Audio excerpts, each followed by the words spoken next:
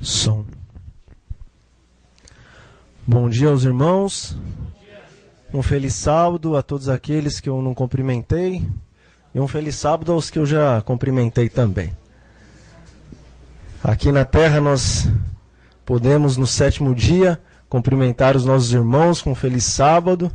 E a palavra de Deus diz que 3 coisinhas aqui neste mundo permanecem: a fé, o amor e...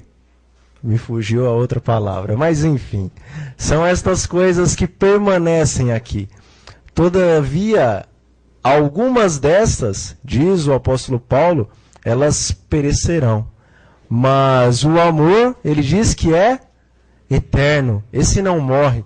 Mas tem uma outra coisa aqui, sim, o Rafael se lembrou. Permanece a fé, o amor e a esperança. Todavia, o amor é o mais importante. Mas a fé e a esperança, quando Jesus voltar, estes perecerão. Mas o amor, ele nos acompanhará para o céu. Mas uma outra coisa nos acompanhará para o céu também: o feliz sábado. Porque está escrito que de um sábado a outro sábado, toda a carne irá diante de Deus para adorar o Senhor, para louvar o Senhor. Nos santos céus, na congregação dos primeiros, dos primogênitos arrolados nos livros dos céus, ou seja, nos céus, na primeira igreja, onde os santos anjos de Deus foram os primeiros a serem ali escritos.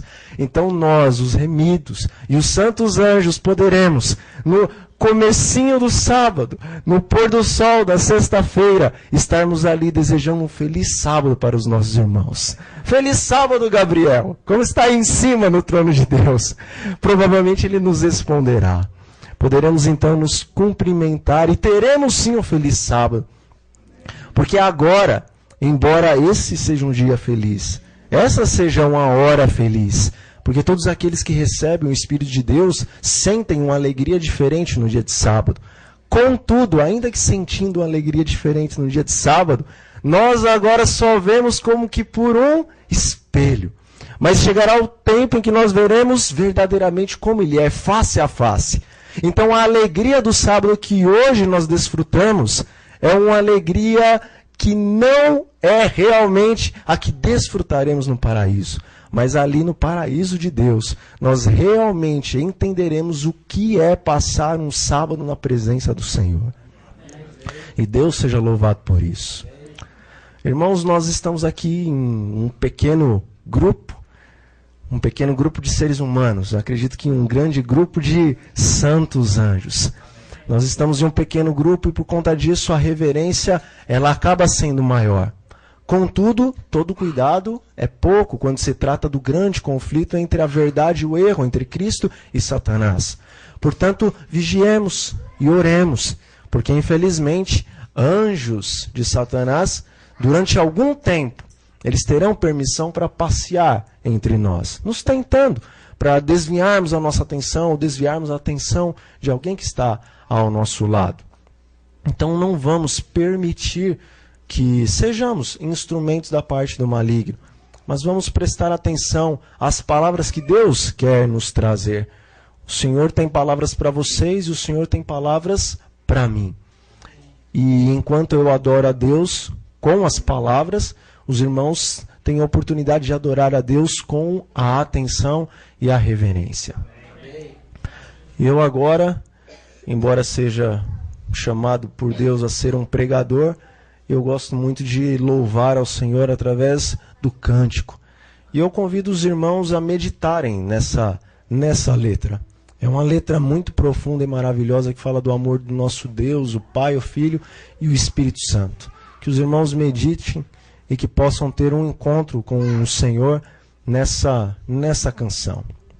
Vamos então meditar através da música. Maravilhoso Salvador, precioso Redentor, veio ao mundo salvar-nos,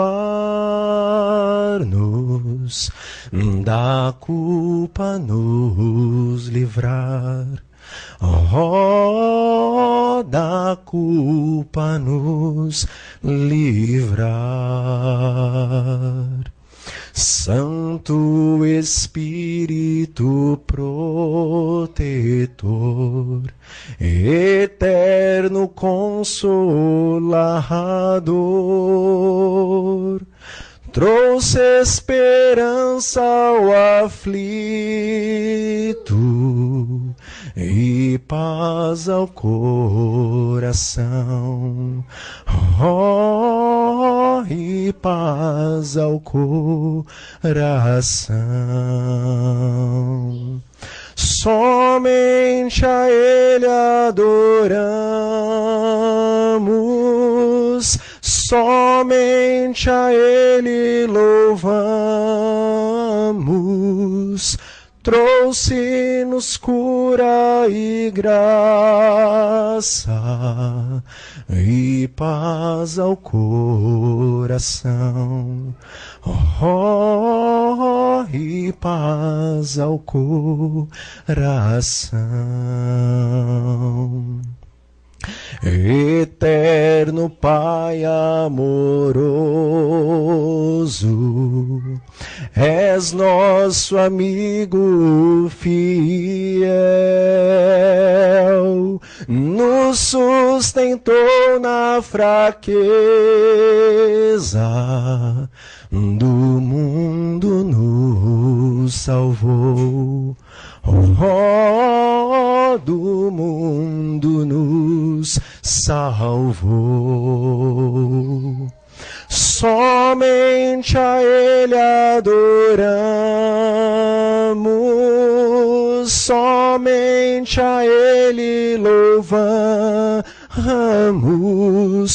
Trouxe-nos cura e graça e paz ao coração. Oh, e paz ao coração. Santo é o teu nome, ó Altíssimo. Tu és digno de todo louvor. A ti a honra e a glória, eterno Pai de amor. Oh, eterno Pai de amor. Amém. Convido os irmãos a abrirem suas Bíblias no Evangelho de São Mateus, no desconhecido capítulo 24, ou seja, no tão conhecido capítulo 24. São Mateus, capítulo 24, o sermão profético. Nós vamos estudar a partir do versículo 3. A partir do versículo que tem como subtítulo o princípio das dores. Todos encontraram? Mateus capítulo 24, a partir do versículo 3. E a palavra de Deus nos diz assim: No Monte das Oliveiras achava-se Jesus assentado, quando se aproximaram dele os discípulos em particular e lhe pediram: Dize-nos, quando sucederão estas coisas e que sinal haverá da tua vinda e da consumação dos séculos? Ele lhes respondeu: Vede que ninguém vos engane, porque virão muitos em meu nome dizendo: Eu sou o Cristo, e enganarão a muitos. Os discípulos e Cristo haviam acabado de sair do templo de Jerusalém. Saindo do templo de Jerusalém, deram uma olhadela para trás e os discípulos ali apontaram para Cristo, o templo, e disseram: Veja, mestre, que pedras, que construção. Jesus, talvez com os olhos lacrimosos, olhou aquele templo, cuja a presença de Deus ali habitou, e disse para os discípulos: em verdade, eu vos digo, que pedra sobre pedra não ficará, mas todas serão derrubadas. Após essas palavras de Cristo que cortavam o coração dos discípulos, porque os discípulos eles tinham a intenção, o pensamento de que Jesus ele veio a esta terra assumir o seu cargo, a sua posição de rei neste plano terreno. Assim os judeus pensavam com relação ao Messias. Eles queriam que quando o Messias viesse, ele tomaria o poder e das mãos dos romanos, ele tomaria o cetro. Ele também ia desligar as correntes virtuais, se assim nós podemos dizer, as quais prendiam os judeus aos romanos, ao Império Romano. E então eles criam que depois que o Messias viesse, Jerusalém e todos os israelitas poderiam reinar absolutamente sobre todo mundo e sobre todos os impérios com mão de ferro, com cetro de ferro. Mas o reino de Deus veio diferente do que os judeus esperavam. Verdadeiramente chegará o reino de glória, mas a vinda do Messias era tão somente a iniciação real, profunda, profética do reino da graça. Enfim, essas palavras cortaram o coração dos discípulos. Então depois, quando eles subiram para o Monte das Oliveiras, talvez um momento em que Jesus estava a sós, um momento mais tranquilo, então alguns dos discípulos, Pedro, Tiago e João, os mais interessados nas palavras de Cristo, eles se achegaram a Cristo e perguntaram: quando que vai acontecer isto? Quando que o templo vai cair?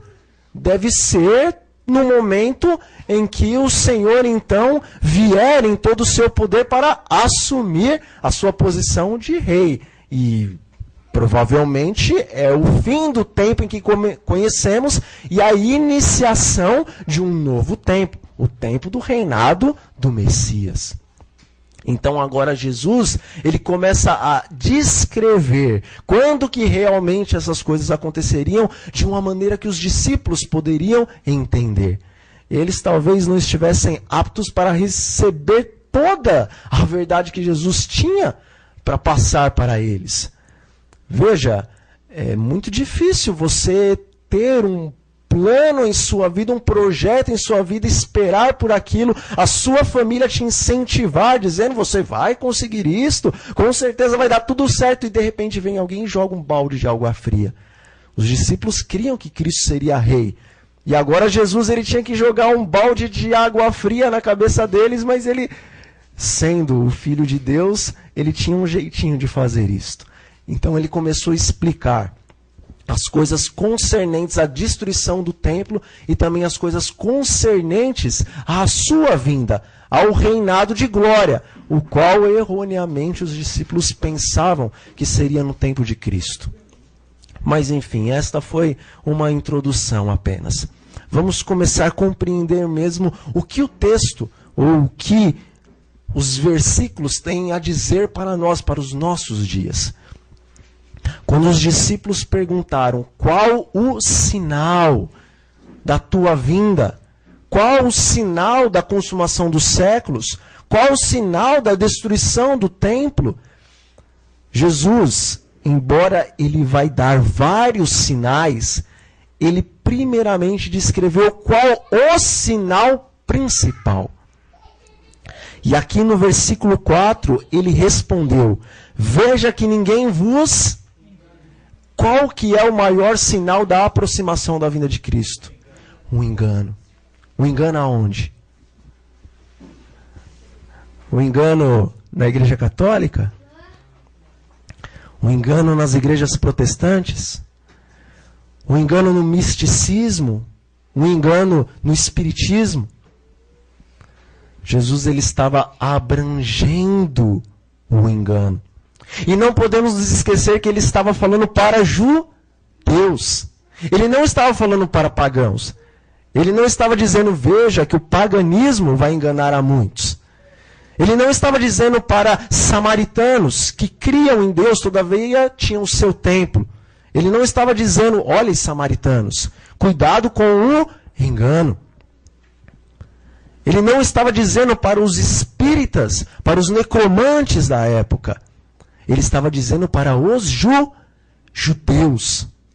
Eles estavam dizendo para aquele povo o qual tinha a palavra de Deus em suas mãos e que deveriam levar essa palavra tanto para os pagãos como para os samaritanos e para todos os demais que moravam e habitavam sobre a face da terra. Estes os quais o Senhor chama de seus. Irmãos, depois que algumas coisas começaram a acontecer em minha vida, a minha visão com relação ao povo de Deus, aos escolhidos de Deus, mudou muito. Eu sei para quem Deus entregou a verdade dos últimos tempos. Não tenho a mínima dúvida, a profecia me mostra, em Daniel, em Apocalipse, em todo o restante da Bíblia, que este é o povo que detém a verdade dos últimos dias. Todavia, esta é a igreja visível de Deus. Mas Deus não vai levar a igreja visível para o céu. Deus vai levar para o céu a igreja invisível. Portanto, irmãos, quando formos falar dos católicos, dos protestantes, dos espíritas, dos hinduístas, dos shintoístas, dos satanistas, cuidado. Deus chama este povo de os seus. Porque eis que ele tem cordeiro em todos os apriscos. Ele tem os seus em todos os apriscos. E chegará o tempo, diz a palavra de Deus, que ele chamará estes para um só aprisco. E quando ele chamar estes para um só aprisco, ele diz o seguinte: sai dela, sai de Babilônia, povo dele. Ele não está falando pessoal que está em Babilônia. Saia de Babilônia, venha para a igreja que tem a verdade e seja o meu povo. Não, ele está dizendo, sai de Babilônia, povo meu. A igreja invisível de Deus, os que vão para o céu, estão aqui, estão lá. Todavia, o grande conflito diz que a maior parte está onde? Lá. Portanto, meus irmãos, antes de darmos prosseguimento, na verdade já estamos explicando a palavra de Deus, nós devemos ter compreensão que o povo de Deus é aquele que tem a marca do Deus vivo em seu coração. E aqueles que possuem a marca do Deus vivo, o selo Deus vivo em seu coração, não são aqueles que apenas conhecem o sábado como ele é na palavra. Porque o sábado como ele é na palavra, ele não salva ninguém. Porque se assim fosse, nenhum judeu se perderia, porque eles guardam o sábado melhor do que a gente. Quem tem o verdadeiro selo de Deus e quem receberá verdadeiramente o selo de Deus são aqueles que o Espírito Santo de Deus selar o seu coração com a lei. Tem muitas pessoas lá fora que não conhecem sobre o sábado, mas o que eles receberam da lei, o Senhor já está selando os seus corações. Porque a lei, em verdade, é amor a Deus e amor ao próximo. O sábado está incluso nisso. Todavia, aqueles que estão lá fora e ainda não tiveram a oportunidade de compreender sobre o sábado, mas entenderam que a lei se resume em amor a Deus e amor ao próximo, estão vivendo este amor a Deus e amor ao próximo de acordo com toda a luz que eles receberam, eles estão sendo selados. E no momento certo, quando Deus falar, povo meu, que tem o amor no coração, vem para o meu aprisco, então o Senhor vai falar, antes deles entrarem para o aprisco, olha, peraí, tem que ter um selinho para ficar aqui dentro, é o sábado. Eles aceitarão, porque já aceitaram o amor a Deus e o amor ao próximo.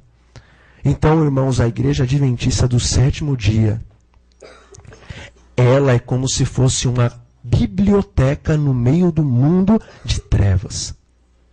É como se o mundo fosse um vasto antro de mentira. E Deus dissesse, não. Eu preciso ter a minha verdade na terra. Então eu escolho um povo, o qual vai ter em suas mãos a minha verdade, porque a terra não pode ficar em trevas.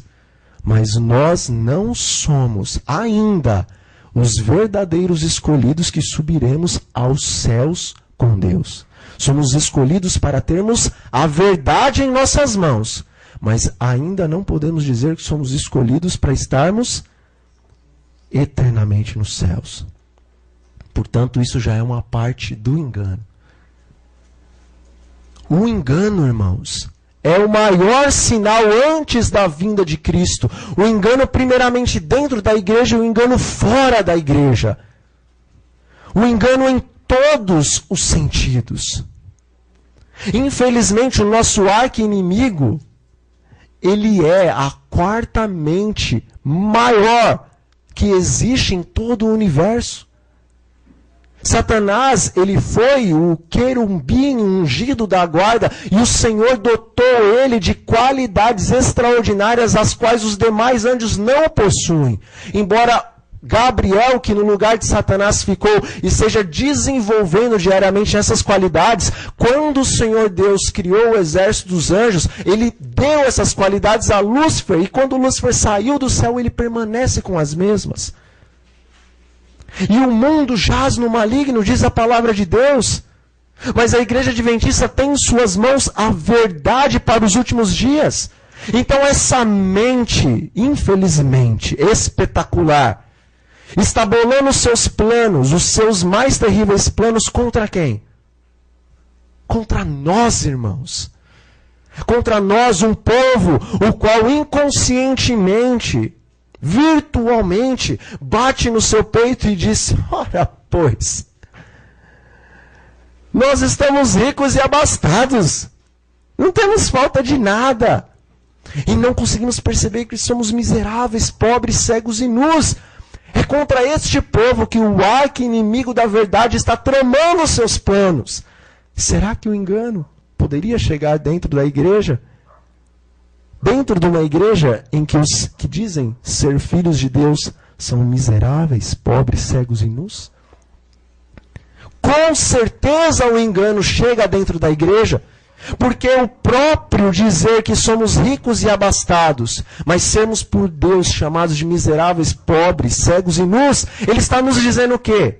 Vocês estão enganados. Irmãos, o maior sinal antes da vinda de Cristo é o engano, e primeiramente o engano dentro da igreja. E isto é muito sério.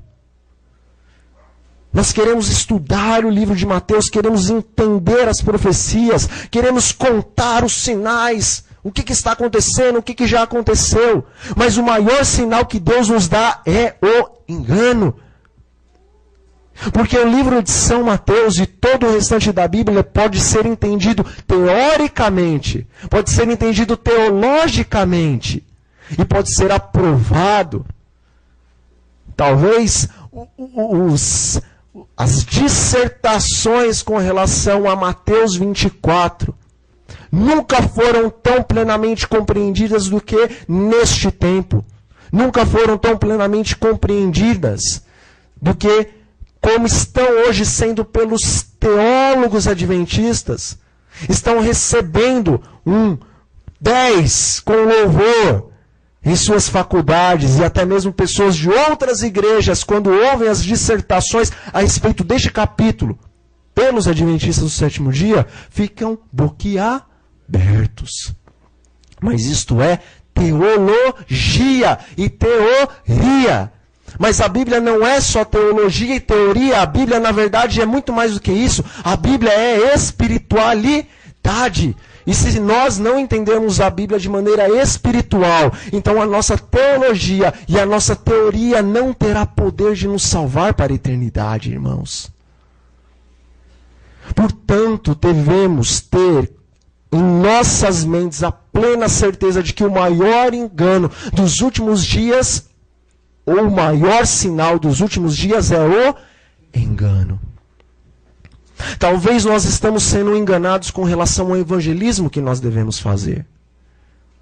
Talvez nós estamos sendo enganados com relação à alimentação, com relação às vestes, com relação à pregação. Nós temos que compreender qual realmente é o intento de Satanás para os últimos dias dentro da igreja de Deus. na vida de cada ser humano, para podermos então não sermos enganados, porque a palavra de Cristo foi: veja que ninguém vos engane. Portanto, irmãos, agora, muito perto do final do grande conflito, nós devemos comer a palavra de Deus. Nós devemos beber da água da vida, irmãos. E com muita oração, pedindo, como o irmão Rafael, inspirado pelo Espírito Santo, pediu: Senhor, dai-nos a compreensão espiritual. Porque aqueles que dão os estudos de Daniel, aqueles que compreendem o ministério sacerdotal de Cristo no santuário celestial, eles não têm entrada garantida nos céus. Mas aqueles que entendem a respeito do Pai, do Filho e do Espírito Santo e têm o amor de Deus, o qual é concedido a nós por intermédio da palavra, quando essa se torna viva em nossas vidas, estes têm entrada nos céus. Que não sejamos enganados, irmãos. Vamos prosseguir. Versículo 6. E certamente ouvireis falar de guerras e rumores de guerras. Vede, não vos assusteis, porque é necessário assim acontecer, mas ainda não é o fim. Porquanto se levantará nação contra nação, reino contra reino, e haverá fomes e terremotos em vários lugares. Porém, tudo isso é o princípio, é o começo das dores. Então sereis atribulados e vos matarão, sereis odiados de todas as nações por causa do meu nome. Nesse tempo muitos hão de se escandalizar, trair e odiar uns aos outros, levantar-se-ão muitos falsos profetas. Isso estava sendo dito para judeus. É muito importante compreendermos que, primeiramente, a palavra, a profecia estava sendo dita para adventistas do sétimo dia. Porque a igreja não começou em 1844. A igreja começou no Éden. E ela vem vindo até os dias de hoje. Mas prossigamos. Versículo 11. Levantar-se-ão muitos falsos profetas e enganarão a muitos. E por se multiplicar a iniquidade, o amor se esfriará de quase... Alguém já leu Testemunhos Seletos, volume 1? Já leu, irmão? Eu não me lembro a página. Mas em Testemunhos Seletos, volume 1, ali é descrito quem são estes que o amor deles se esfriará. O amor de quase todos eles se esfriará. Quem vocês acham que são estas pessoas, cujo amor se esfriará de quase todos eles? É com pesar que eu tenho que falar, que é do povo de Deus.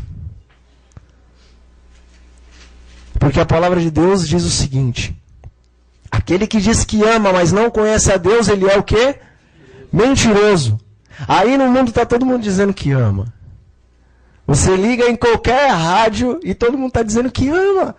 Se você ligar no horário nobre, nas novelas, todo ator ama. Todo mundo ama. Todo mundo ama. Mas esse amor de quem não conhece a Deus, a palavra de Deus diz que é mentiroso. Foram enganados.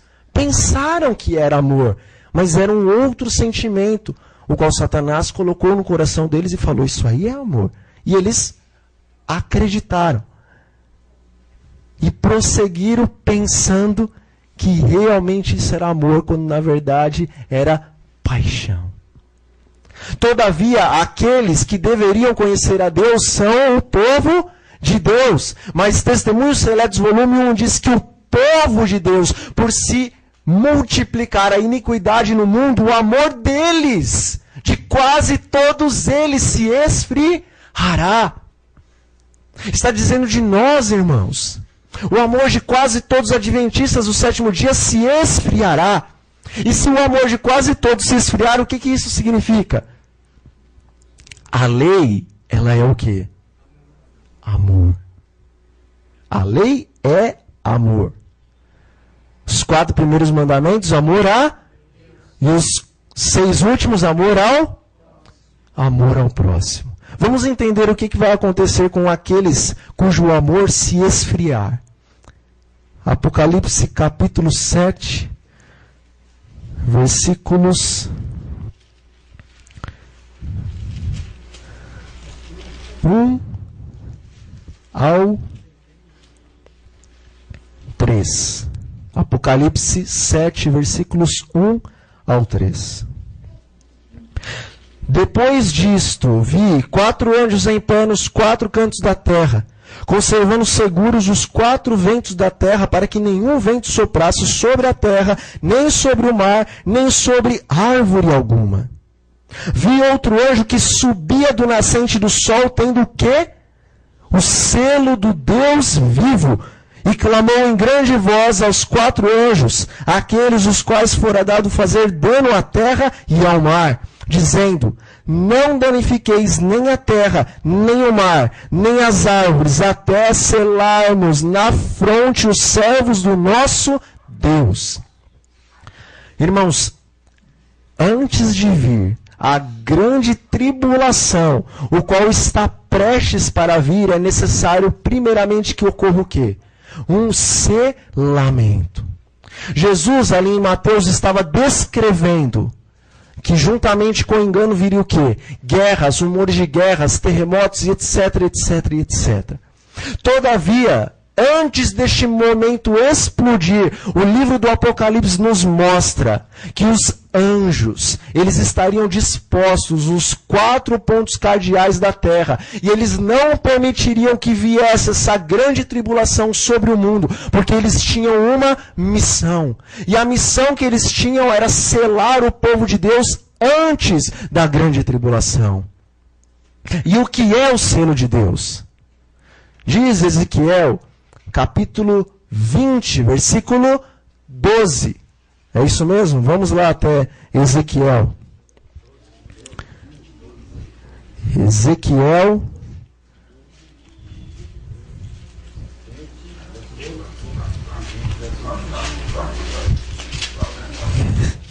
Ezequiel, capítulo 20, versículo 12, diz assim a palavra de Deus: também lhes dei os meus sábados, para servirem de sinal entre mim e eles, para que soubessem que eu sou o Senhor que os santifica.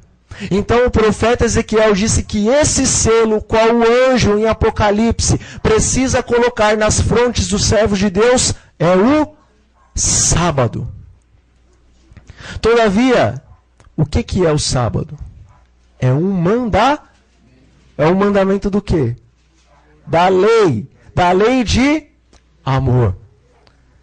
Então, se o sábado está na lei de amor, se o sábado está como um selo nesta lei de amor, na verdade, este anjo que vem com o selo de Deus, ele não vai nos selar apenas com o sábado. Ele tem que colocar o quê? Toda a lei. Porque Tiago diz: todo aquele que guarda toda a lei, mas transgride em um só ponto, esse é culpado de toda ela.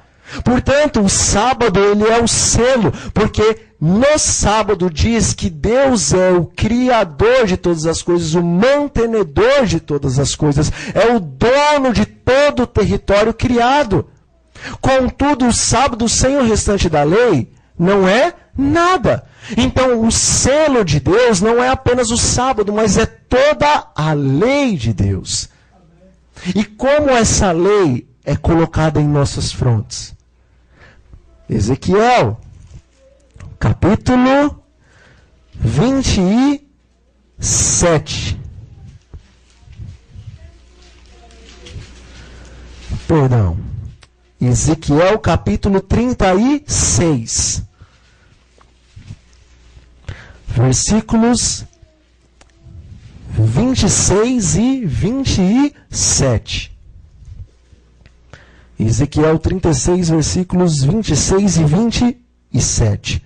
E aqui diz: dar-vos-ei coração novo, e porém dentro de vós espírito novo. Tirarei de vós o coração de pedra, e vos darei coração de carne. Porei dentro de vós o meu espírito, e farei que andeis nos meus... e guardeis os meus juízos e os observeis.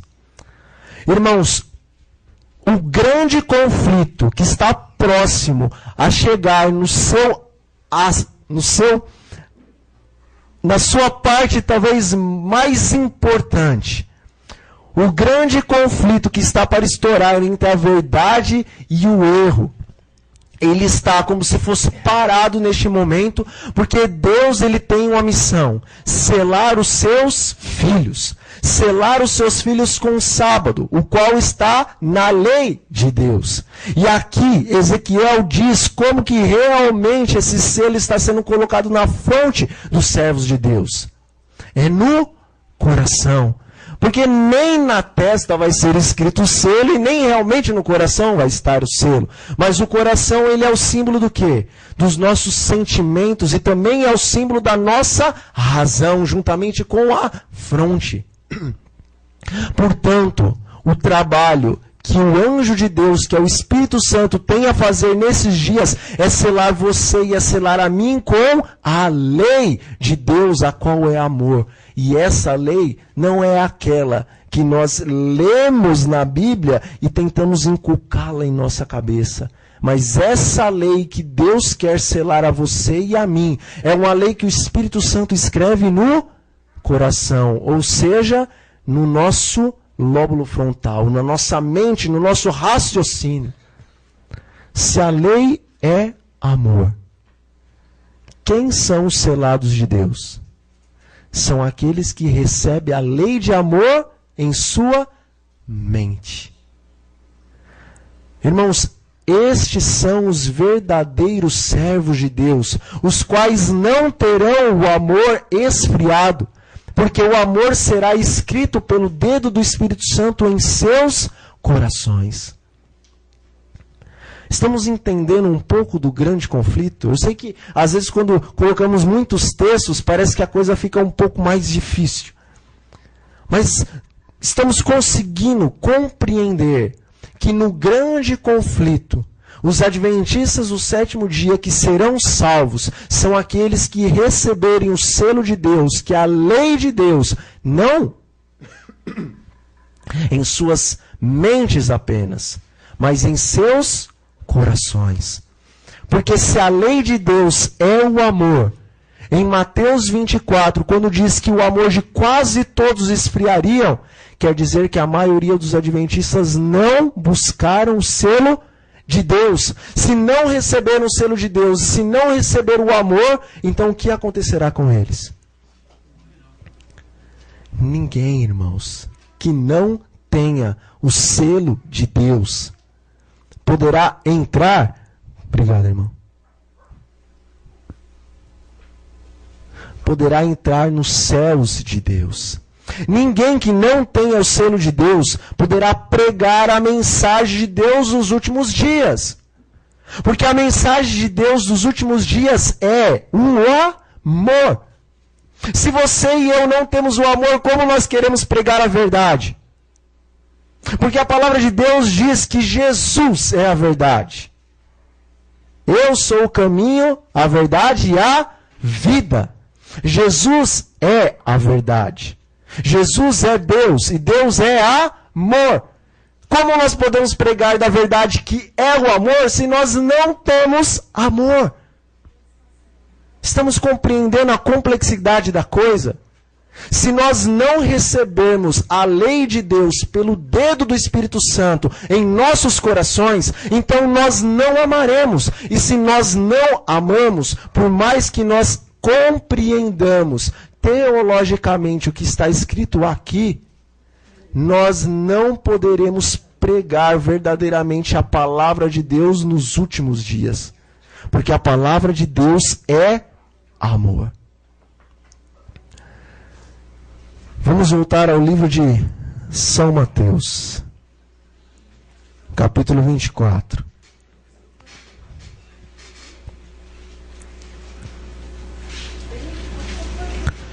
São Mateus 24, versículo 15. A grande tribulação. São Mateus 24, versículo 15. A palavra de Deus diz assim: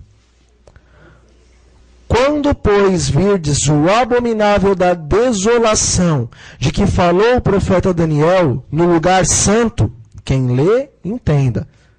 Então os que estiverem na Judéia fujam para os montes. Quem estiver sobre o eirado, não desça a tirar de casa alguma coisa. E quem estiver no campo, não volte atrás para buscar a sua capa. Ai das que estiverem grávidas e das que amamentarem naqueles dias. Orai para que a vossa fuga não se dê no inverno nem no sábado. Porque nesse tempo haverá grande tribulação, como desde o princípio do mundo até agora não tem havido e nem haverá. Não tivesse aqueles dias sido abreviados, ninguém seria salvo, mas por causa dos escolhidos, tais dias serão abreviados. Irmãos, o maior sinal da volta de Cristo é o engano. A igreja está enganada porque pensa que tendo a verdade nas mãos são os escolhidos de Deus, quando o Senhor fala que ter a verdade realmente é ter o amor de Deus em seus corações, o qual foi colocado pelo Espírito Santo. E agora o Senhor nos mostra a respeito da grande tribulação, a qual está prestes a vir sobre a igreja. Vemos que os anjos de Deus, eles estão impedindo que a grande tribulação venha, porque os adventistas do sétimo dia ainda não receberam o selo de Deus, ou seja, ainda não receberam em seus corações o amor. Estão sedentos de vontade de pregar, não todos, alguns. Sedentos de vontade de pregar, mas Deus fala, vocês não podem. Eu não posso enviar vocês ao mundo porque vocês não têm amor. E se vocês não têm o amor, não tem como vocês pregarem a última mensagem de advertência ao mundo. Porque o mundo vai perecer e vocês vão perecer se eu permitir que isso aconteça. Portanto, o Senhor está segurando as tribulações por causa de você e por causa de mim, que ainda não entendemos que o selo de Deus em verdade é receber o amor do Espírito Santo nos corações, para então podermos pregar de Cristo a esse mundo. Irmãos, estamos nos instantes finais da história do grande conflito.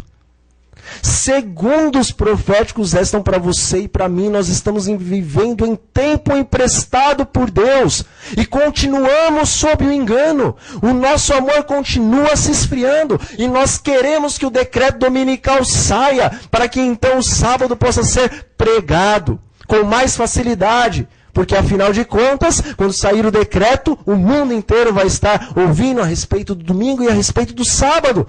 Mas Deus, o Pai, o Filho, o Espírito Santo e os santos anjos, se é que eu posso dar essa ilustração, eles estão no céu quase que desesperados, olhando para os homens e dizendo, meus filhos, eu não posso permitir que o decreto saia antes que vocês estejam preparados para pregar a verdade. E antes disso, não posso permitir que o decreto saia antes que vocês estejam preparados com o amor para resistir o que sobrevirá ao mundo. Porque se vocês não receberem o amor de Deus em seus corações, se vocês não forem selados com a lei do amor, então vocês não poderão cumprir os 4 primeiros mandamentos, que é o quê? Amor a Deus. Irmão, se nós não amamos verdadeiramente a Deus, quando sair o decreto dominical, e nós enganados, pensando que nós vamos dar testemunho da verdade, se nós não temos verdadeiro amor a Deus, quando sair o decreto dominical, o que vai acontecer? O grande conflito, página 614, diz o seguinte: ao aproximar-se a tempestade, uma classe numerosa que tem professado fé na mensagem do terceiro anjo, mas não tem sido santificada pela verdade, abandona sua posição, passando para as fileiras do adversário. Unindo-se ao mundo e participando do seu espírito, eles chegaram a ver as coisas quase que sob a mesma luz que os mundanos. E, em vindo à prova, estão prontos a escolher o lado mais fácil, o lado popular. Homens de talentos e maneiras agradáveis, que se haviam já regozijado na verdade, empregam sua capacidade em enganar e transviar as almas. Tornam-se os piores inimigos de seus antigos irmãos. Quando os observadores do sábado foram levados perante os tribunais para responder por sua fé, estes apóstatas serão os mais ativos agentes de Satanás para representá-los falsamente e os acusar. E, por meio de falsos boatos e insinuações, incitar os governantes contra eles. Esse é o resultado de quem pensa que tem a verdade, quem pensa que está preparado para dar o alto clamor, mas não recebe o amor em seus corações. Na hora que vem a prova, então você, por não amar a Deus, e talvez eu, por não amar a Deus como realmente Deus deve ser amado, amamos então a quem? A nós. E quando vem a prova, como poderemos permanecer em pé e dizer, eu sou por Cristo, se o nosso coração está dizendo, eu sou é por mim mesmo, estou fora disso aí. O engano. Vede que ninguém vos engane. Irmãos, infelizmente Satanás, o arqui-inimigo da verdade, ele é muito inteligente. Ele não conhece o dia e a hora da vinda de Cristo. Mas ele sabe que está muito próximo de todas as coisas acontecerem. Ele vendo este período e vendo que não tem por onde fugir, então ele tenta um último esforço. E o que ele faz? Ele diz consigo mesmo e com seus anjos, nós temos uma nova missão. Que missão? Vamos ser evangelistas. Ah, mas essa já faz tempo que nós temos sido. O inferno já está convertido, porque é dessa maneira que nós vamos trazer as pessoas para cá. É dessa maneira que eles vão torrar juntamente conosco, porque nós enganamos eles. Então, naqueles dias, eles dirão, oh, mas Senhor, nós não profetizamos em Teu nome? Em Teu nome não fizemos curas? Em Teu nome não fizemos milagres? E o Senhor dirá, eu nunca vos conheci, vocês fizeram isso pelo poder do maligno. Nós já estamos convertidos aqui. Nós já estamos evangelizando. Então, não entendemos esse novo plano. Não, nós vamos evangelizar justamente aonde o povo pensa que nós nunca evangelizaríamos. Nós vamos ser evangelistas na igreja adventista, a gente vai encher aquela igreja de gente. A gente vai colocar o espírito missionário nos líderes da igreja. A gente vai colocar o espírito missionário no coração do povo. E a gente vai colocar gente para dentro daquela igreja.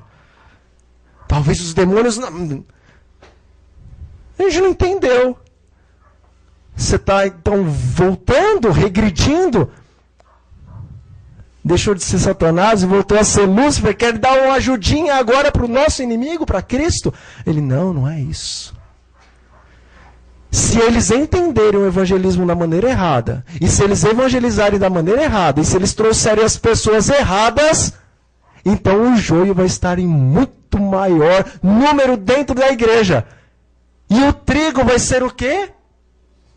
Espremido, sufocado. E a proteína, a seiva que deveria passar para dentro do bom trigo, essa nós vamos roubar através de todo o joio que vamos colocar em volta deles. E vindo a grande prova, todos aqueles que são joio, que pensam que são trigo, eles estarão o quê? Do meu lado. E então a profecia, a qual está escrita no espírito da profecia, que diz que do próprio púlpito será pregado domingo, vai se realizar por conta disso.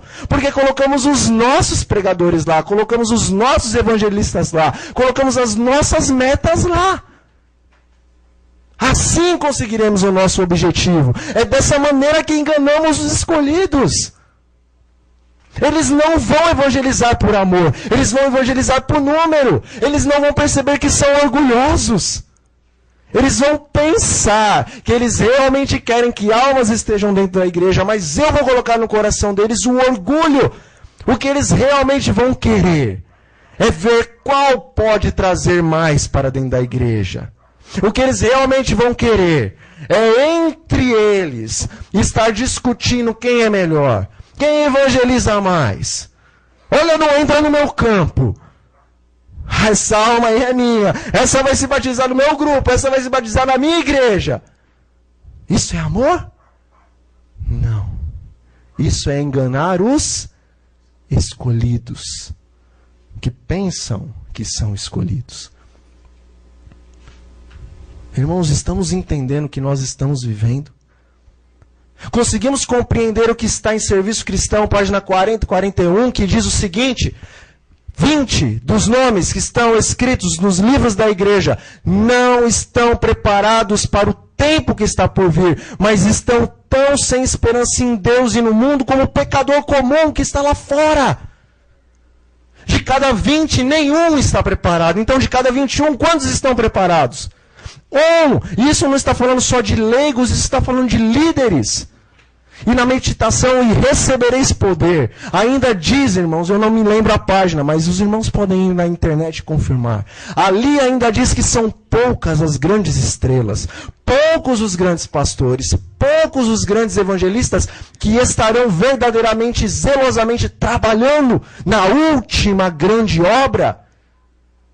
Ali diz que essa última grande obra será entregue a quem? Aos leigos. E por quê? Porque aconteceu a mesma coisa que há 2000 anos atrás ocorreu. O Senhor tinha uma liderança, tinha Anás, tinha Caifás, tinha todo o Sinédrio, tinha homens de inteligência assombrosa, quer na igreja, quer para o mundo.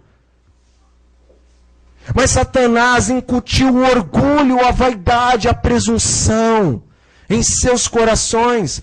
Então o Espírito de Deus tentando trabalhar essas pessoas para receber o Messias. Porque se esses líderes recebessem o Messias na simplicidade e humildade como ele veio, você acha que o povo judeu gritaria: crucifica-o, crucifica-o? De maneira nenhuma. Cristo morreria, mas ele não morreria pelos judeus, acusando, como tentando fazer algo contra o governo romano. Ele morreria, mas não da forma como ele morreu. Mas o inimigo conseguiu colocar no coração desses líderes, da maioria deles, não de todos, estes sentimentos. E quando chegou a hora deles darem o testemunho verdadeiro a respeito de Cristo, em vez de dizerem, este é o Messias, o Filho de Deus, eles diziam, este é escolhido e ungido por Beelzebu, porque ele expulsa demônios pelo próprio poder do maioral dos demônios. Então quem que o Espírito teve que escolher? Pescadores. Pessoas de posição simples e humilde à vista dos homens. Ocorreu a mesma coisa em nossos dias, de acordo com o Espírito da profecia. Deus queria chamar os grandes homens, mas se os grandes homens não aceitam, se a maioria deles não aceita, então Deus tem que chamar o quê? O iletrado André. Tem que chamar o Rafael, que não fez teologia. Tem que chamar o Luciano. Tem que chamar pessoas que não são muitas vezes bem vistas diante dos olhos da igreja. E aí a obra, em vez de avançar, ela fica travada. Porque os grandes líderes que deveriam estar fazendo este trabalho, eles dizem, aquele ou aquela prega pelo poder de Beelzebu. E o povo comum, que sempre esteve apto a olhar e ouvir os líderes, eles vão dar ouvidos a quem? Aos líderes. É por isso que de cada 21, só um. Só um. Portanto, vede que ninguém vos engane. Prossigamos. A parábola da figueira. Versículo 32 de Mateus 24.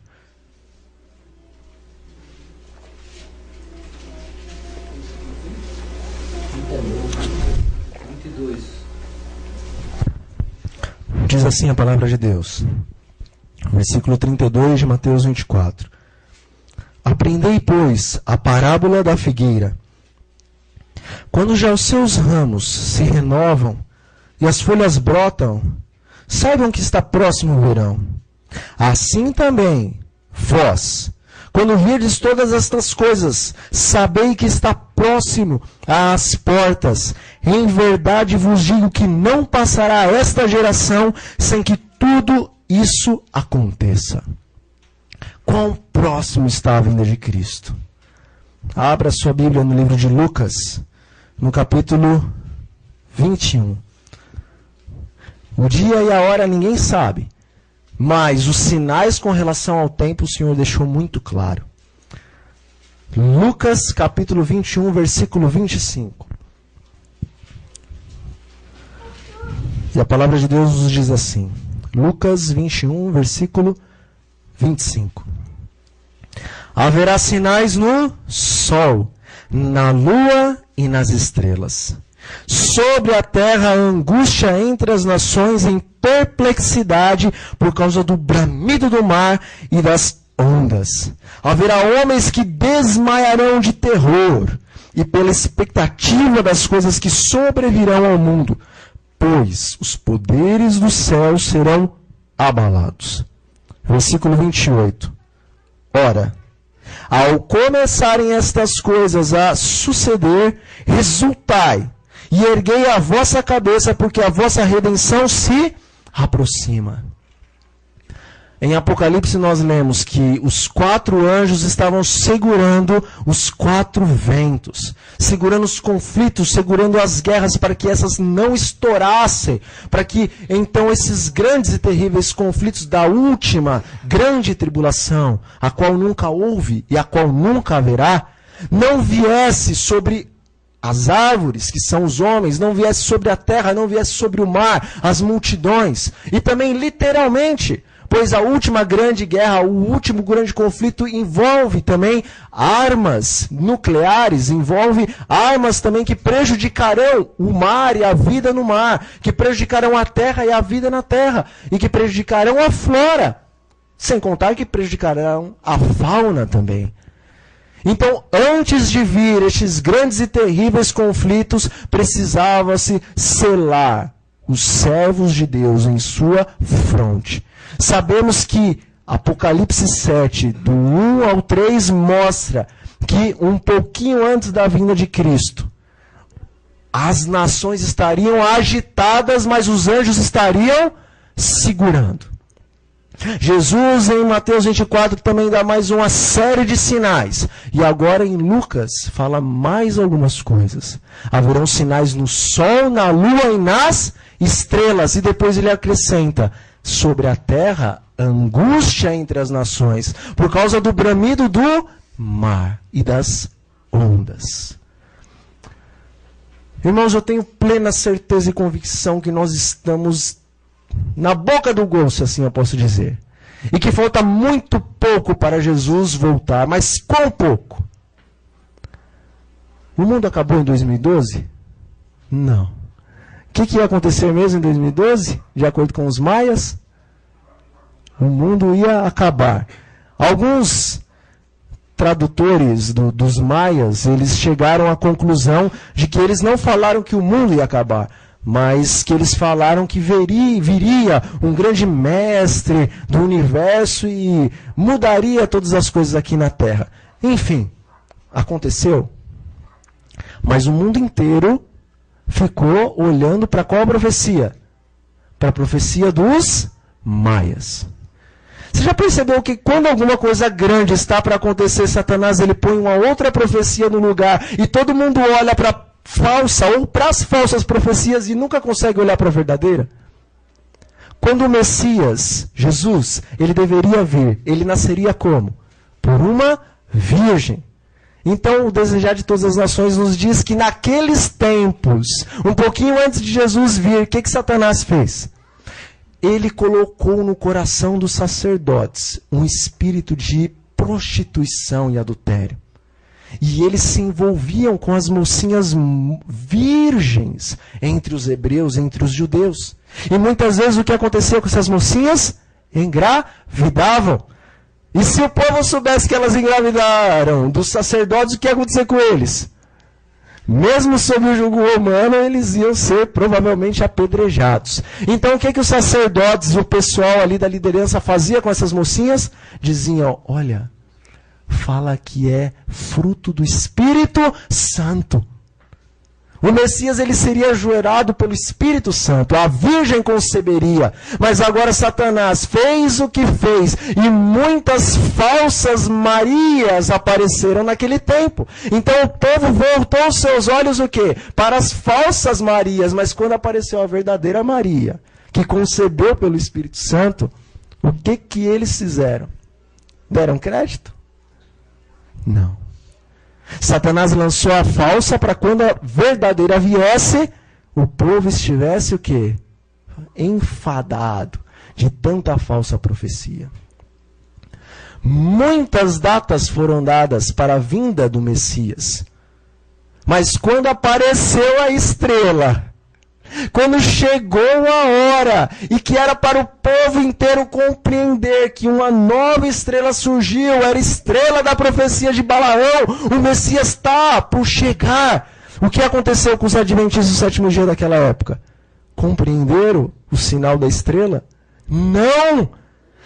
Mas quantos compreenderam sobre a estrela? O mundo todo? Os estudiosos todos? 3 irmãos. Somente 3 magos, astrólogos daquela época, estudantes daquela época. No mundo extremamente habitado, somente 3 pessoas compreenderam o sinal o qual o Senhor tinha deixado em suas palavras, em seus escritos. Quando os anjos vieram avisar que o Messias nasceu, foi a nação inteira que ouviu? Não, era tanta história falsa de anjo, que quando os verdadeiros anjos apareceram, não deram crédito. Satanás coloca a falsa profecia para que quando a verdadeira se cumpra, todo mundo não dê o crédito, o valor real à verdadeira. A palavra de Deus no livro de Daniel e no próprio livro do Apocalipse não fala que chegaria um tempo em que o Senhor reconstruiria o Israel, o qual estava derrubado, o qual os muros espirituais estavam derrubados. Não diz a palavra de Deus que isso aconteceria em 1844. Não diz a palavra de Deus que o espírito da profecia seria restabelecido no meio do povo de Deus. Mas quando aquela menininha de 17 anos recebeu as visões do Senhor, o que o povo fez? Rejeitou, porque cerca de 500 falsos profetas apareceram naquela época. Quando veio a verdadeira, ou o verdadeiro dom de profecia foi rejeitado. Infelizmente, o nosso arqui-inimigo ele é muito inteligente. 2012 eu não vi acontecendo nada nesta terra com relação ao que os maias profetizaram. Tanto livro, até filmes.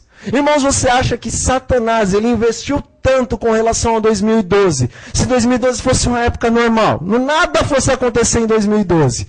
Para que ele investiu tanto no mundo inteiro? Livros e mais livros, filmes, comentários. Tudo que abarca a mídia de Satanás estava voltada para 2012. Para quê? Para que quando chegasse a data, todo mundo estivesse de olho na profecia, mas passaria o dia, passaria a data e não aconteceria nada. Mas Jesus diz que antes da sua vinda, no momento em que o povo dele já deveria exultar, cheio de alegria, porque estava próximo de sua vinda, aconteceria sinais no sol, sinal na lua, sinal nas estrelas e entre as nações, angústia. Vá à internet e procure o que no começo de 2012 aconteceu com relação ao Sol. Se você quer ser um dos 3 magos da atualidade, então vá ver o que aconteceu no Sol. O Sol, no início de 2012, ele começou a intensificar a sua atividade. Ele começou agora então ter várias explosões e ondas magnéticas começaram a ir pelo universo inteiro. Essas ondas magnéticas também chegaram aqui na Terra. Tiveram-se alguns problemas com a tecnologia, com telefones, com energia, com a própria internet e outras coisas mais. Eles esperavam que talvez fosse uma catástrofe ainda maior nesse sentido, mas não foi tão grande como eles esperavam. Mas a verdade é que no início de 2012, a intensificação da atividade solar ocorreu. Vá aos não adventistas e aos não cristãos e aos ateus e pergunte o que aconteceu com a Lua em 2012. E eles vão dizer, olha, nós não sabemos se a Terra mudou o seu eixo ou se a Lua mudou o seu eixo, mas o que nós sabemos é que a Lua ganhou uma outra fase, conhecida até como o U da Lua. Em 2012, nos primeiros meses. E não são os fanáticos que dizem. Não são os cristãos de outras denominações, mas são as pedras, são os ateus. Pergunte o que aconteceu com as estrelas em 2012. Então os próprios ateus, e não só os ateus, mas pessoas no Brasil e no mundo inteiro, gravaram várias vezes o quê? As duas estrelas no céu. Porque o Sol é uma estrela, mas nesse período, Nibiru, a estrela que entra e que corta o nosso sistema solar, esta entrou novamente no nosso sistema solar. E as pessoas filmavam duas estrelas nos céus, dois sóis nos céus. Vá à internet, veja os vídeos, veja os comentários de pessoas que não são cristãos, de pessoas que são ateus, e eles vão te explicar que duas estrelas, no começo de 2012, estavam nos céus e poderiam ser observadas a olho nu. Mas você viu? Não. A televisão, a mídia de Satanás passou? Não. Você ouviu falar sobre a Lua? Não. Você ouviu falar sobre o Sol? Não. Mas ocorreu. Quem são os três magos da atualidade? Quem são aqueles que estão percebendo as profecias de Deus? Mas haveria também angústia entre as nações por causa do bramido do mar e a agitação das ondas. O que é o mar na profecia? Os povos, são as multidões. O que começou a ocorrer mesmo ali no finalzinho de 2011 para o começo de 2012? Os protestos. Os grandes protestos no mundo inteiro. Todos os continentes, parece que um espírito de agitação tomou conta dos trabalhadores, tomou conta até das senhoras. Irmão, se você procurar talvez na internet, você talvez encontre protesto até com relação à figurinha repetida. Talvez alguém vai na banca, não, minha figurinha está repetida, vamos protestar. As nações estão agitadas, e os governos estão tremendo, e as pessoas exigem coisas, e os governos, com medo do que eles podem fazer, eles se submetem. Ah, não quer dar isso? Então vamos meter o pau e a pedra em tudo isso e vão quebrar tudo. Ah, não quer aquilo? Então vamos quebrar tudo. Alguns estão indo e não sabem nem por que estão quebrando, nem por que estão protestando. Não sei, a multidão está indo, eu estou indo também, vamos protestar. Isso não é em país de terceiro mundo, é em país de primeiro, terceiro, quarto, quinto, sétimo mundo. O mundo está agitado, as nações estão agitadas, a profecia se cumpre a partir de 2012. Mas Satanás desviou a sua e talvez a minha mente, a mente da igreja, a mente do mundo para outra profecia, a qual não se cumpriu, mas a verdadeira se cumpriu. E eu não estou dizendo que acredite em mim. Vão na internet e pesquise, irmãos. De preferência nos sites que não são cristãos, mas nos sites que são ateus. Pesquise e vai estar lá.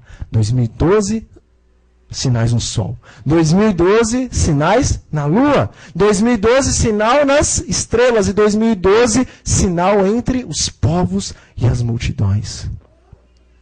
O Senhor Jesus disse: ora, ao começarem estas coisas a acontecer, exultai e erguei a vossa cabeça, porque a vossa redenção se aproxima.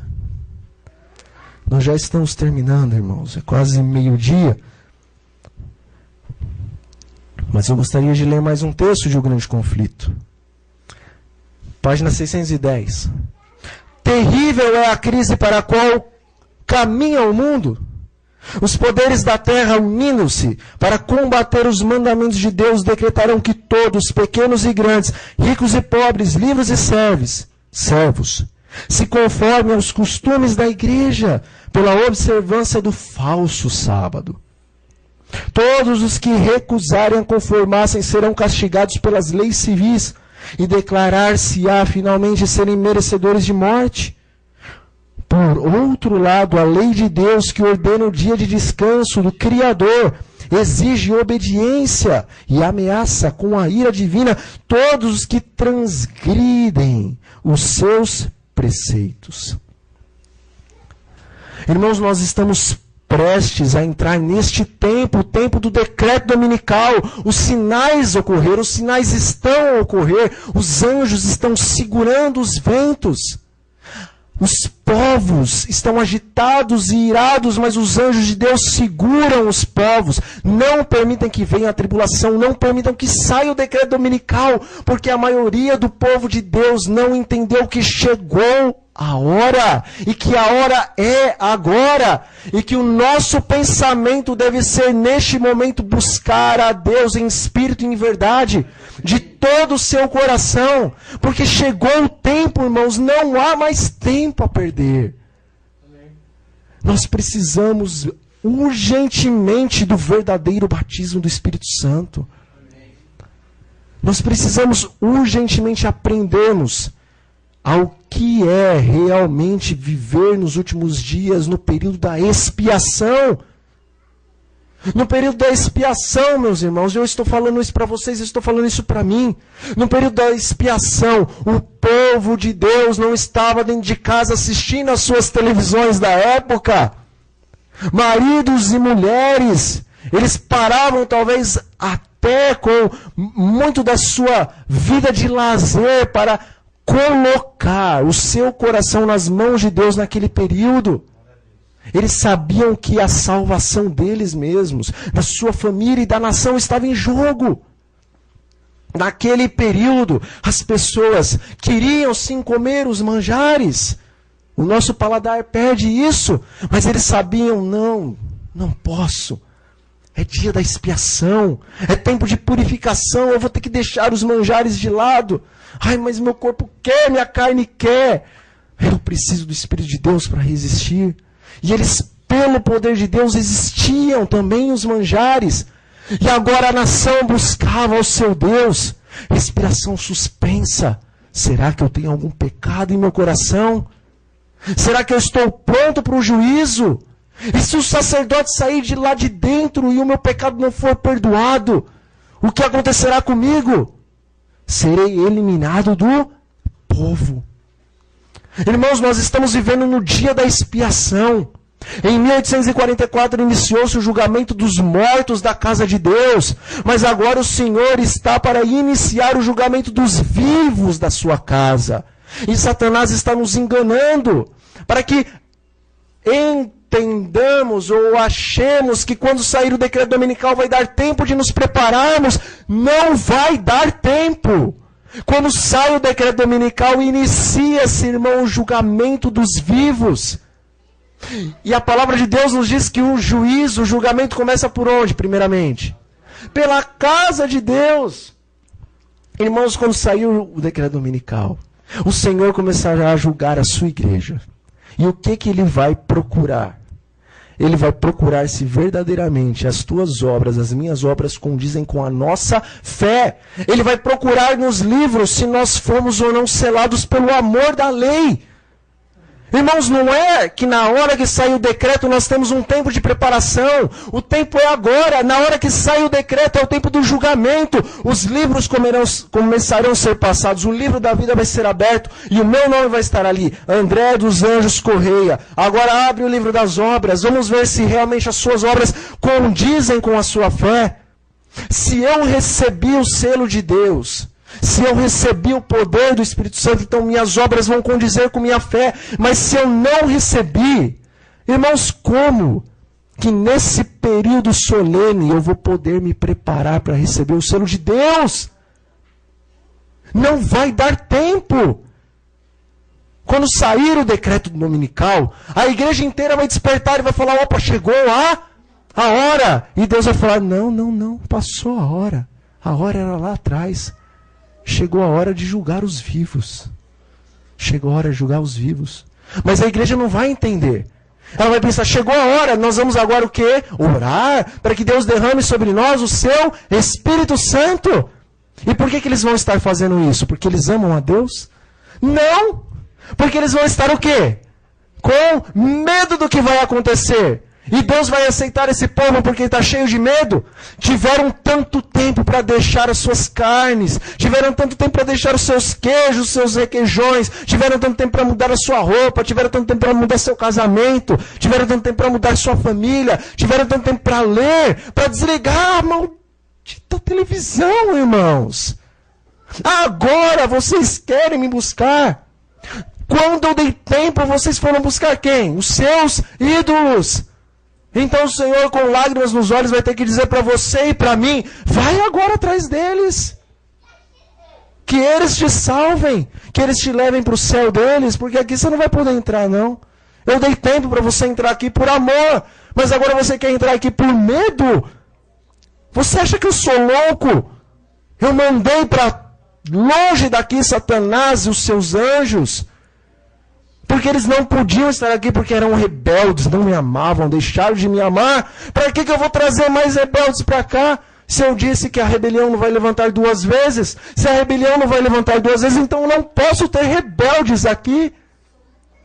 Não posso trazer vocês, eu quero porque eu os amo. Vocês acham que eu não queria trazer Lúcifer e os seus anjos? Vocês acham que eu deixei de amar eles? Eu odeio a obra deles, mas eles... Desde a eternidade, eu, Deus triuno, planejei cada um deles, a perfeição de cada um. Eu os amei, eu os amo. Você acha que eu vou me levantar com um riso na minha boca para destruir a Satanás? Eu vou chorar amargamente, talvez vocês não vejam as minhas lágrimas, mas o meu coração vai se partir de novo. O meu coração não se partiu somente na cruz do Calvário, ele vai se partir naquele dia, na hora que de mim terá que sair fogo para consumir aqueles que eu amei, aqueles que eu criei, aqueles que eu amei com amor eterno e que queria que estivessem em meu reino. Irmãos, chegou a hora, prepare-se.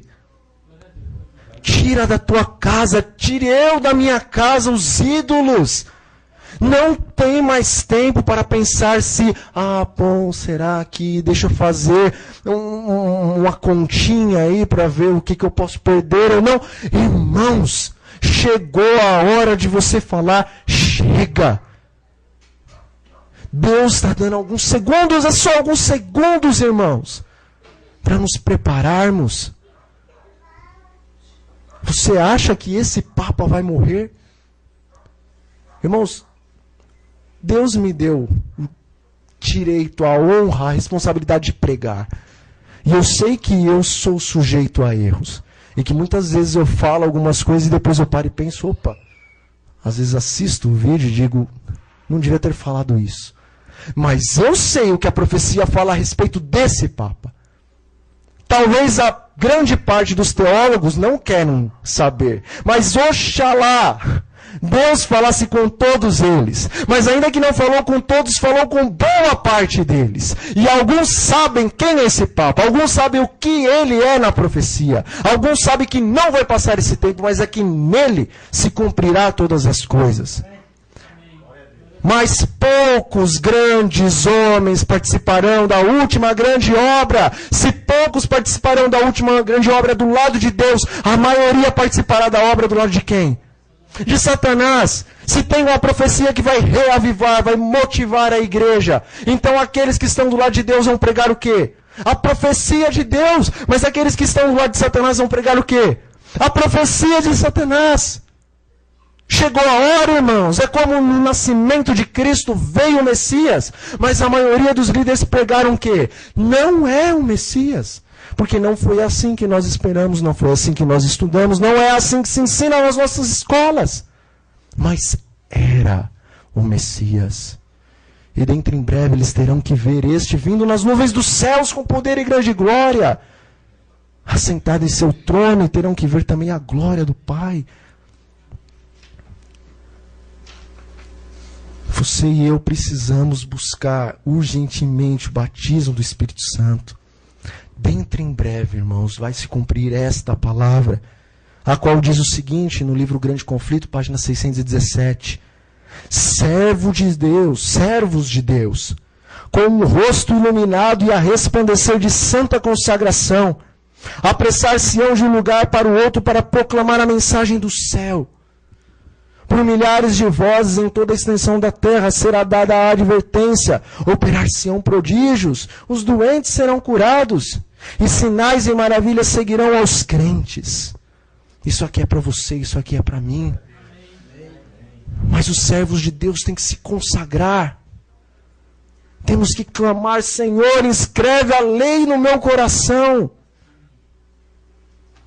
Irmãos, chegou a hora de rasgarmos o coração diante da presença de Deus. E não as nossas vestes, e não as nossas Bíblias. E dizemos: eu sei, eu conheço. É hora de rasgar o coração, irmãos, e de nos humilharmos e falarmos: ah, Senhor, poupa o teu povo, não nos entregue ao opróbrio. É hora de se cumprir em tua vida e em minha vida o que está escrito no Espírito de Profecia, que diz que homens e mulheres, assim como crianças, naqueles dias, gotas de suor escorrerão do seu rosto por causa da agonia de alma que eles estão tendo, porque eles lutam com Deus, assim como Jacó lutou com o Senhor no Jaboque, porque eles precisam da bênção, eles entendem que se o Senhor não conceder para eles a bênção, eles vão morrer ali no deserto. Nadamos, irmãos, chegou a praia. Não vamos morrer aqui. Amém. Clamemos pelo Espírito. Chega de pensar na sua casa, irmão. Deus, se Ele quiser conceder uma casa, você pode ter certeza que é para um fim com relação ao Evangelho, porque Ele vai pedir essa casa. Se Ele quiser te conceder carro, você pode ter certeza que daqui a pouco você vai vender esse carro. E você vai investir esse carro no Evangelho. Se Ele quiser te conceder uma faculdade, eu nem sei se dá tempo. Mas se porventura Ele falar: filho, vai. Então você pode ter certeza que essa faculdade que Ele está dizendo para você ir, não é para você ganhar dinheiro, não é para você criar sua família, mas é para você aprender, ou eu aprender alguma coisa que neste período da grande tribulação, no período da última grande pregação, esta faculdade vai te servir. Se você tem sonho que seu filho se torne um médico, um advogado, um engenheiro, não vai acontecer, irmão. Não vai acontecer. Se ele está na idade, talvez Deus o faça isso somente para ajudar neste último período. Mas se ele é uma criança, irmãos, eu digo com toda certeza e autoridade que Deus me concede, não vai dar tempo. É agora, chegou a hora, eu não sei o dia e a hora. Quem está pregando essa mensagem não sabe o dia e a hora. Mas a palavra de Deus nos diz que os sinais, eles são escritos e colocados como um grande outdoor para todo mundo que vê possa olhar e entender que chegou a hora. Porque quando essas coisas começassem a acontecer, não passaria essa geração sem que o Filho do Homem viesse. E quando estas coisas começassem a acontecer, o Senhor Jesus me disse a você: erga as suas cabeças para o alto, porque perto está a vossa redenção. O Senhor diz que verdadeiramente devemos viver nesta terra como se o Senhor fosse voltar daqui a 100 anos, mas estar preparados como se Ele fosse voltar agora. Todavia, irmãos, se nós estudarmos profundamente a Bíblia e o Espírito de Profecia, nós conheceremos e reconheceremos que haverá um período em que o Senhor dirá para o seu povo: chegou a hora, não dá mais para viver como se fosse voltar daqui 100 anos. Viva para manter a sua vida. Porque sem manter a vida, você também vai perder a fé. Todavia, você tem que estar preparado como se eu fosse voltar agora. Essa é a mensagem de Deus para você e para mim essa manhã. Não rejeitemos esta mensagem. Não permitamos que as aves dos céus a comam, nem permitamos que ela caia em solo rochoso. nem permitamos que os espinhos abafem essa mensagem, mas que Deus, Ele prepare o teu e o meu coração como um solo fértil, para que essa semente caia em seu e meu coração e germine e dê fruto. 30, 60, 100, 1000, 1 milhão por um. Porque essa chegou a hora dos grandes milagres de Deus. Eu vou cantar um hino conhecido por todos, e os irmãos podem cantar comigo. Vamos nos colocar de pé e cantarmos Fortalece a Tua Igreja. Não precisa colocar no vídeo, não porque eu tenho alguma coisa contra os vídeos do Inário, mas eu acho muito solene quando nós cantamos os hinos também a capela. Cantemos. Fortalece tua igreja, ó bendito Salvador,